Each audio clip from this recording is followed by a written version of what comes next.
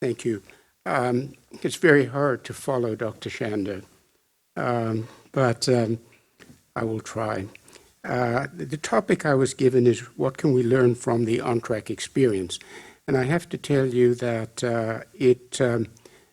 I thought about it, and really coming to Englewood, I think there's nothing that you can learn from us about patient blood management. We come to you to learn. So really, I think I can sit down and go on. But perhaps there are a few things, and I will continue. So as King Henry VIII said to each of his 6 wives, I won't keep you long, but for the next 25 minutes, I think I'll give you a little bit about the Canadian blood system and tell you about the Ontario program that we use in blood conservation or patient blood management. Now, Canada is the second largest country in the world, but as you can see, it has 1/10 of the population of the United States. And while Ontario is 47.6 times the size of New Jersey, it has only 1.5 times the population. You will also notice that Canada, while being very large, is largely non-arable. And 90% of the population lives within 100 miles of the US border. So in Canada, we have universal health care, and blood is regarded as free. And that actually is a problem for us because it takes away the incentive of physicians and hospitals to save dollars. And so it makes it more difficult. And in Canada, no patient or hospital actually pays for blood or blood products. Healthcare in Canada is delivered through a publicly funded healthcare system, which is mostly free at the point of use. The government doesn't participate in day-to-day care or collect any information about patients, and each doctor actually handles the insurance claim against the provincial insurer, and there's no need for the person who accesses healthcare to be involved in billing or reclaim. In general, the costs are paid for through funding, through income taxes. The drugs are covered by public funds for the elderly or indigent, or through employment-based private insurance. And to give you an example of that, being elderly, I pay $100 a year in my province, and then all my drugs are free. In general, the cost, I've done that one. So to give you a comparison, and I'm sorry the slides are cut off at the end here, but to give you a comparison with other countries, I've highlighted Canada and the United States on the bottom. You can see that while we have a little bit fewer physicians, a little bit fewer nurses, when it comes to the per capita expenditure on health, the United States is approximately twice as much as Canada. And again, when you look at this as a percentage of GDP, 16% versus 10%, and so on. So markedly different, and I don't know what relationship this has to affordable care, but does it have an impact in terms of transfusion? Well, when we look at Canada compared to other countries, you can see that Canada really looks quite good. This is 2007 data, and I know the numbers have changed a little in some countries. I know that Australia has come down from 37 at the time down to 31 or 32. But in essence, Canada does quite well, but that doesn't mean there isn't room for improvement. So Canada has 2 blood systems, the Canadian Blood Services, which basically is a national system for all provinces and territories with the exception of Quebec, and it serves a population of 28 million people. Quebec has its own system, Quebec, which serves about 8 million people. And these 2 blood systems replaced the Canadian Red Cross following the famous Crever Commission, which looked into the tainted blood scandal. And it was the longest lasting and most expensive federal commission in Canadian history, but it changed the system completely. So the CBS, and that's the one I'm familiar with, is a not-for-profit organization operating at arm's length from government. Its sole mission is to manage the blood supply for Canadians. And interestingly, it's the only publicly funded provider of a healthcare service operating on a pan-Canadian basis. All other healthcare programs and services are, in fact, provincially mandated. Overall, the budget for the CBS is around $1 billion, about half of which is for fractionated products, and the CBS produces around 900,000 units of red cells a year. And the provinces pay the CBS or support the CBS based on their provincial blood usage, so that the Ontario blood budget is around $500 million a year.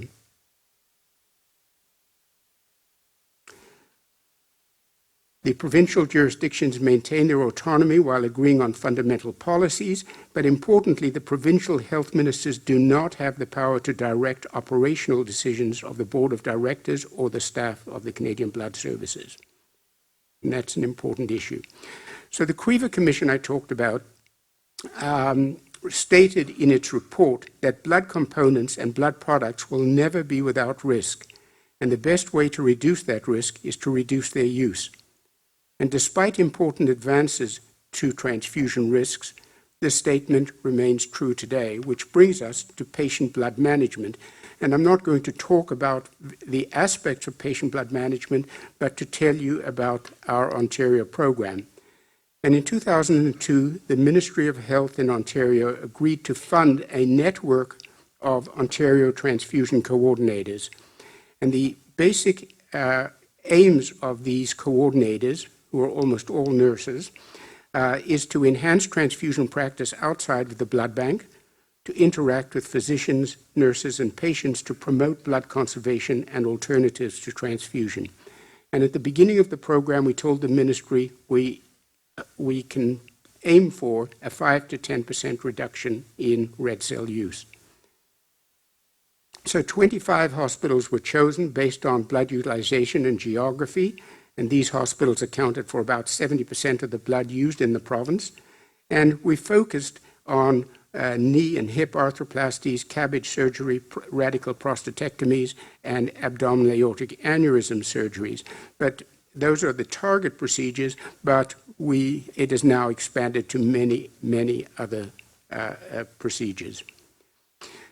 So what we do in this program is we provide, with ministry funding, we provide each hospital with the salary and benefits for each coordinator, a computer, small amount for sundry expenses. Initially, we provide the coordinators with really quite intensive training, and when we have a new hire, they go through an extensive training period as well. Importantly, we didn't at the beginning, but now we have a formal contract with the hospital that indicates what their obligations are in terms of the program. And that's made a difference because at least one hospital was not meeting our requirements and had to be dropped from the program. We have monitoring and assessment of the program continually, and there are annual site visits in which the program managers go to each site and discuss difficulties and evaluate progress. There is a considerable ongoing education. We encourage the coordinators to go to conferences. We have meetings of all the coordinators twice a year in Toronto, and there's a lot of email and articles sending, and a lot of mutual help between the coordinators. They have access to advice and support from program management, and the coordinators have to do a lot of data collection, which really they don't like. They find it quite frustrating. They feel that they should be spending their time nursing. So the basic job description is that the coordinators are to spend 50% of their time on a blood conservation or patient blood management, 25% on education of patients, family, and staff, 20% on program data collection and management, and they're allowed a small amount of time to do individual local projects of interest. So this was the very first set of data that we saw when we started the program, and this is baseline data, and it shows, as Dr. Shanda has shown earlier, the marked interinstitutional variability. Now, we knew there's interinstitutional variability, but the extent of this shocked me, and it's similar to what Dr. Shanda described before. For example, if you look at Hospital 21, and we're looking here at the percent of patients transfused who are undergoing single knee arthroplasty. And we're looking at, in blue, the blue bars are the individual hospitals. And if you're in hospital number 20, you had a 60% chance of being transfused. Hospital 21, a 10% chance. And these are basically the same type of patients throughout. The cohort of patients is really pretty much the same. So what have we achieved in the decade that we've been running? In knee surgery, and here we're looking at the provincial averages, the mean transfusion rates for the province, has dropped in knee surgery from 25% to 3%, in CABG surgery from 60% to 21%, and the blue box on the right shows you that not only are fewer patients being transfused, but those who are transfused are being transfused smaller amounts.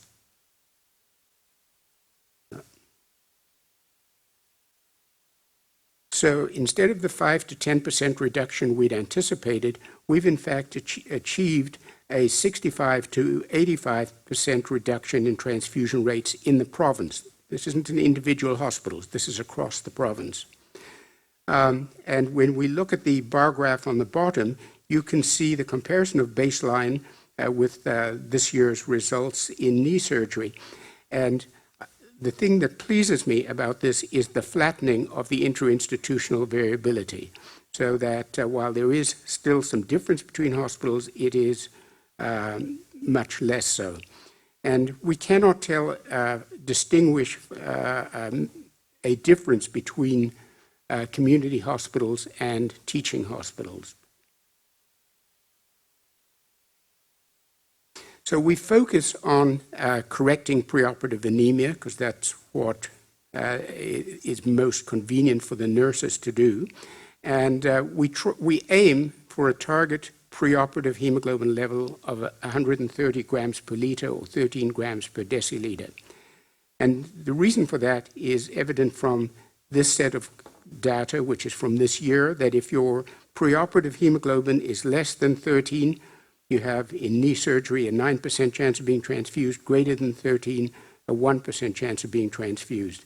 And you can see from the graph at the bottom that the lower the hemoglobin, the marked increase in likelihood of being transfused, so that a preoperative hemoglobin of 10 has a 7-fold higher likelihood of transfusing than a hemoglobin of 13.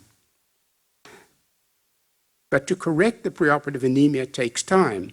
And one of the problems we have in our province, in fact in our country, is a very strong emphasis on reducing patient wait times. But you can see that if the lead time or the time that the coordinator knows about the patient prior to surgery is less than 7 days, you have a 2-fold higher transfusion rate than if the lead time is greater than 21 days. So we make a strong effort to try and know about the patient as early as possible, but it is a potential difficulty. The various blood conservation measures we use roughly achieve around a 25 to 30% reduction in transfusion rates individually, but the key really is to employ multimodal blood conservation. And you can see here again, if we look at the knee surgery, for example, that in no blood conservation used, 16% transfusion rate, one blood conservation measure, 11%, 2, 7%, and so on. So we emphasize the clear benefit of employing multimodal blood conservation in the patients. We look at clinical outcomes, and I think you can see that in both length of stay and in infection rate, that patients who are transfused have longer lengths of stay and higher infection rates, and the little boxes on the right show you that this effect is in fact dose dependent. The more units transfused, the higher the length of stay, the longer the length of stay and the higher the infection rate.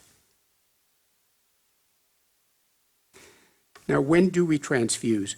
Well, these are our data looking at the mean nadir or trigger threshold hemoglobin at which patients are transfused. And you can see in the red bars that the mean levels are around 7.3, 7.2, which one might think is reasonable given the literature, but note the very wide standard deviations. And I think that it is a question that remains open. We know that establishing a definitive hemoglobin threshold has been difficult, but studies have shown that mortality increases in patients with hemoglobins below 5. We all know individual cases where people have had hemoglobins of 2 or 3 that have survived without transfusion, but generally this is what the data shows.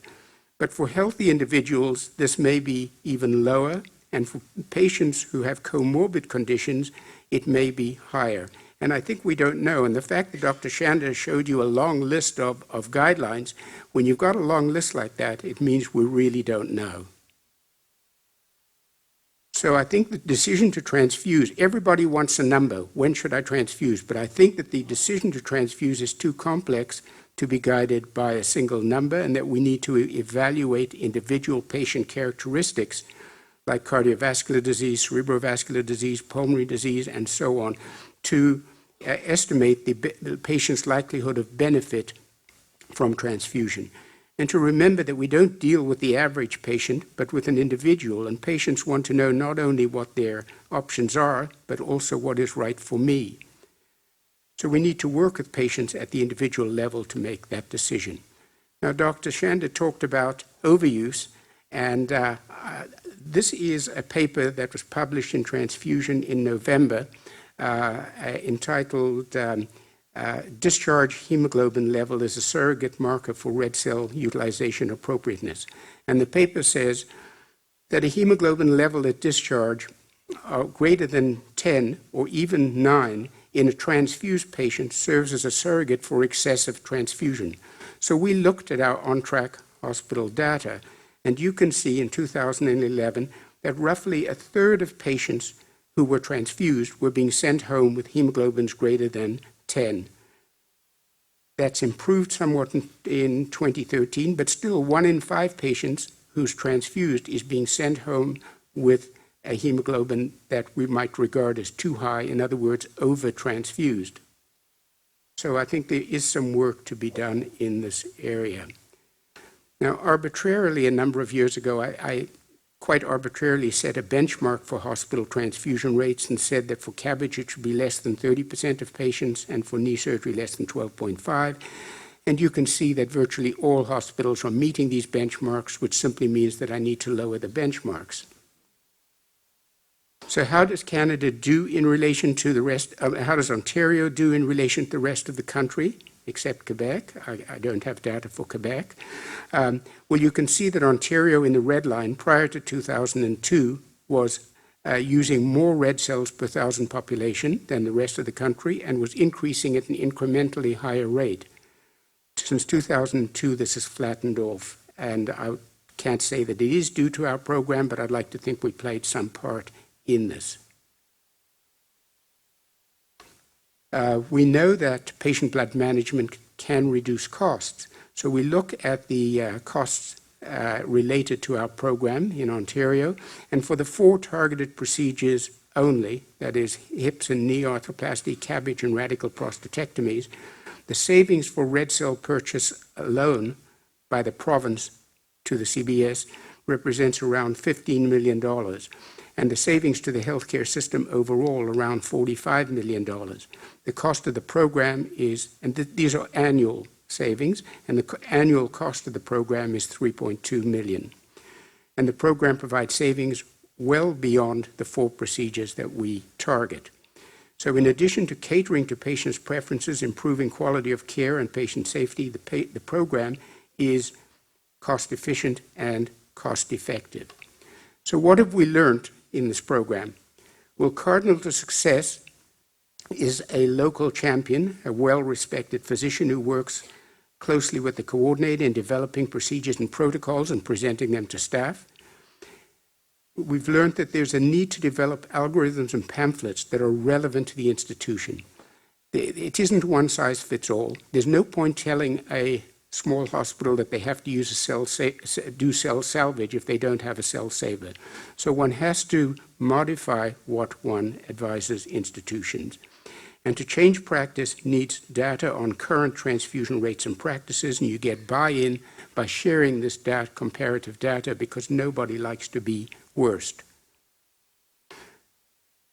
We've learned that to change practice needs an appreciation of the potential adverse effects of transfusion, which means a lot of education, because I think, as Dr. Shanda again alluded to, it sometimes is kind of pathetic how little physicians know about the adverse effect of transfusion. One of the difficulties we have had in this program is because we provide salaries to the hospitals, it's seen as a freebie. And people say, oh, good, I've always wanted to know about X, Y, or Z, now I've got somebody that can do it. And it was very hard to keep people focused on the program. And but with time, we've achieved that, I think. And we've learned that despite difficulties, a focused blood conservation coordinator and a focused program can result in more appropriate blood use. So keys to success are a strong team that believe in the program's goal. They need to be knowledgeable. They need to be able to communicate well. But important in this program has been the mutual support of each other, the networking of the program. And we encourage that, we emphasize that, but we also emphasize continuing education, we continually evaluate the program efficiency and revise materials, both patient materials and physician materials. And cardinal to success is seeing the patients early. Some of the difficulties and pitfalls we have is the emphasis on shorter wait times for surgery, the changing scientific evidence with regard to a number of the various blood conservation maneuvers, the costs and accessibility to some of the measures. When there's a turnover of coordinators, physicians, and administrators, there's often a reversal in gains. It can be quite difficult to recruit physician and administrative champions, and the fact that blood is considered to be free in Canada has been a strong negative factor for this. The major difficulty is, of course, changing the culture. And the old thinking is that not transfusing is harmful. We now know that it is transfusing that is harmful. And we've learned that transfusion rates may be patient-dependent, but really they're by and large institution-dependent, and that there are high transfusion hospitals and low transfusion hospitals. And while we like to blame individual surgeons, at least one paper recently suggested that 30% of the variability is surgeon-dependent, but 70% is hospital-dependent. So we need to change the hospital culture. So if, as Dr. Shanda has said, in the past, pathways supporting blood conservation are simple in design, labor costs low, capital investment small, quality and outcome gains high, savings large, greater public good is served, why has this approach been so slow? And again, as alluded to earlier, they think this is due to physician training and traditional practices where transfusion is the default position for patients who are anemic or who have blood loss. And we blood bankers have contributed to this by emphasizing that blood is now so safe. We need to replace the traditional concept that blood products are an effective therapeutic intervention with the new concept that transfusion of blood products is an undesirable outcome. So what makes this program different? Well, I think the key word is the network aspect of it. Previously, there were only 3 hospitals in Canada that had patient blood management program, and 1 in Ontario. And recently, a similar model to the OnTrac program has been followed in Western Australia and is proving to be highly, highly successful. I think what is important in this program is the voluntary participation of institutions, but with contractual obligations as to what they need to do to meet the blood conservation measures. The dual responsibility of the nurses, both to their hospital and to the program, I think is beneficial. I think the external evaluation of data and of performance and the ability to analyze large numbers of patients, because it's multi-sided, and to compare data with comparable hospitals. The fact that we have governmental funding allows for long-term continuity of the program.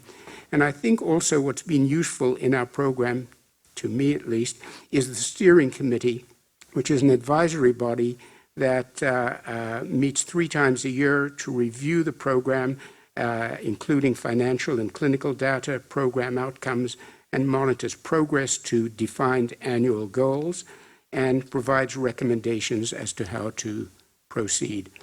So while the Bible tells us that the life for the soul of the flesh is in the blood, we encounter in transfusion the paradox of where blood is critical and can help, but can also really hurt. And while I might have said before that the best transfusion is a transfusion not given, with deference to the Englewood designation of bloodless medicine and bloodless surgery, I would say that the best transfusion is the appropriate transfusion. We need to know what that is, but that is what I think. And as everything in medicine, we need to look at risk versus benefit, but known risks should outweigh perceived benefits every time. So I leave you with the famous statement of Dr. Beale from Australia that blood transfusion is a lot like marriage. It should not be entered into lightly, unadvisedly, or wantonly, or more often than is absolutely necessary. Thank you. Thank you.